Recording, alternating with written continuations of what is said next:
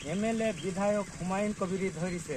তাই হুমায়ুন কবির ঠিক করেছে যে পেশিপড়া মুসলমানদেরকে বাঁচাইতে গেলে এবং মুসলমানদের মান ইজ্জত সামনে আনতে গেলে এবং দলিতদের অবশ্যই শুধু বলতে হবে। একটা আন্দোলন প্রতিবাদের দরকার আছে। হিন্দু মুসলিম উভয়কে নিয়ে দলিত অবশ্যই দরকার আছে।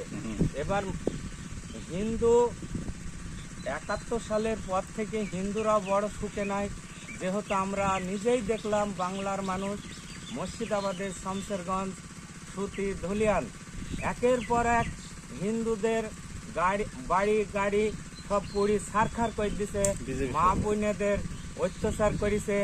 এটা কিন্তু মমতা প্রশাসন দায়ী।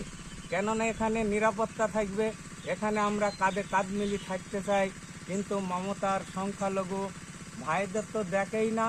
ওয়াকাবুডলি ঘটনা ঘটেছিল, এর জন্যে কিছু মুসলমান আন্দোলন নেমেছিল, কিন্তু মমতার তো পুলিশ আছে, সেই পুলিশ প্রশাসন দূর থেকে দেখছে আর কাজটা হয়েছে, আর ওরা থানাতে হাসছে। শেষ পর্যন্ত কি হইল, ওই ওয়াকাবুডলি আন্দোলন না থামি মানুষের মধ্যে মিত্রভাব না দিয়ে মমতার পুলিশ ডাইরেক্ট একটা ইয়ং ছেলেকে গুলি করে হত্যা করলো।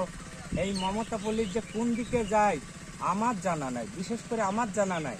কেননা ও সাপের মুখেও চুমু দেয়, বাঘের মুখেও চুমু দেয়, ও নিজের গদি ছাড়া কিছু চেনে না। তাই